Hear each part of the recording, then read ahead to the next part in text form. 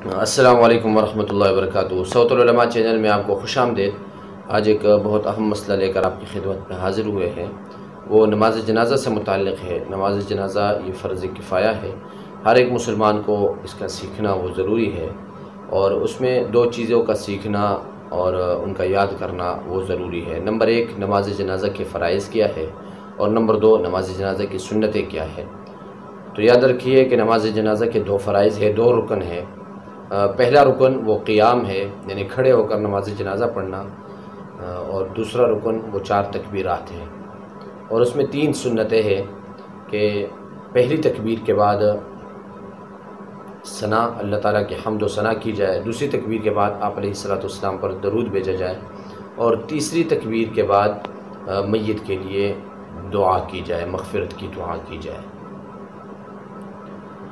اور اس میں جو یاد کرنے والی باتیں ہیں وہ یہ کہ پہلی تکبیر کے بعد ثنا اور دوسری تکبیر کے بعد درود شریف، اور ثنا اور درود شریف یہ تو تقریباً ہم میں سے ہر ایک کو یاد ہوتا ہے، لیکن یہ جو دعا ہے میت کے لیے جو دعا کی جاتی ہے اس میں ذرا کوتاہی ہوتی ہے۔ تو آج کی ویڈیو بنانے کا مقصد یہ ہے کہ ہم اس دعا کو بھی سیکھ لیں اور درود کو بھی سیکھ لیں اور ثنا کو بھی سیکھ لیں۔ تو ثنا سے متعلق فقہاء کرام نے، علماء کرام نے یہ مسئلہ لکھا ہوا ہے کہ وہ ثنا جو ہم نماز میں پڑھتے ہیں، نماز جنازہ کے اندر بھی اسی ثنا کو پڑھنا وہ بہتر ہے۔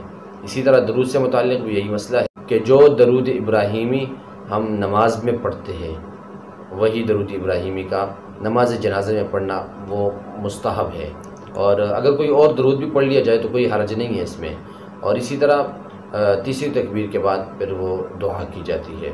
تو میں پڑھتا ہوں اور آپ اسکرین کی طرف دیکھیے اور میرے ساتھ پڑھنے کی کوشش کیجئے اور یاد کیجئے۔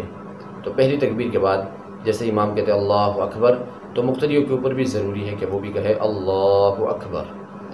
سبحانک اللہم وبحمدک وتبارک اسمک وتعالی جدک ولا الہ غیرک۔ پھر اس کے بعد دوسری تکبیر کہی جاتی ہے۔ تو یہاں پر بھی جیسے امام تکبیر کہتا ہے تو مقتدی کے لیے بھی تکبیر کا کہنا وہ فرض ہے۔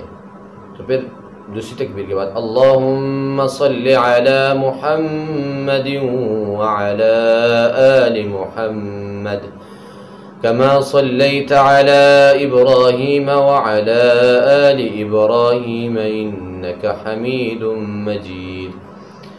اللہم بارک علی محمد وعلی آل محمد كما باركت على إبراهيم وعلى آل إبراهيم إنك حميد مجيد۔ پھر اس کے بعد امام وہ تیسری تکبیر کہتا ہے، تو مقتدی کے لیے بھی تیسری تکبیر کا کہنا وہ ضروری ہے، اس کے اوپر بھی فرض ہے۔ اور اس کے بعد یہ دعا پڑھی جاتی ہے، اسکرین کی طرف دیکھیے۔ اللہم اغفر لحینا ومیتنا وشاہدنا وغائبنا وصغیرنا وکبیرنا وذکرنا وانثانا اللہم من احییته منا فاحیه علی الاسلام ومن توفیته منا فتوفه علی الایمان۔ اور اس کے علاوہ جو نابالغ بچہ ہے اس کی دعا ہے اللہم اجعلہ لنا فرطا واجعلہ لنا اجرا وذخرا واجعلہ لنا شافعا ومشفعا۔ اور اگر جنازے میں نابالغ بچی ہے، لڑکی ہے، تو پھر تیسری تکبیر کے بعد یہ دعا پڑھی جائے گی اللہم اجعلہا لنا فرطا واجعلہا لنا اجرا وذخرا واجعلہا لنا شافعا ومشفعا۔ مزید اور دعائیں جو آپ علیہ السلام سے منقول ہے وہ انشاءاللہ پھر کسی اور ویڈیو اس سے متعلق بناؤں گا انشاءاللہ۔ اور اس کے بعد پھر امام جو ہے وہ چوتھی تکبیر کہتا ہے، مقتدی کو بھی چاہیے کہ وہ بھی تکبیر کہے، اور اس کے بعد پھر سلام پھیر دیا جاتا ہے دونوں طرف۔ اور پھر اس میں ہاتھ چھوڑنے کا مسئلہ ہے کہ ہاتھ کس وقت چھوڑے جائے، تو بہتر اور افضل طریقہ یہ ہے، 3 طریقے ثابت ہے، یہ کہ سلام سے پہلے تکبیر کے بعد ہی فوراً ہاتھ چھوڑ دیے جائے۔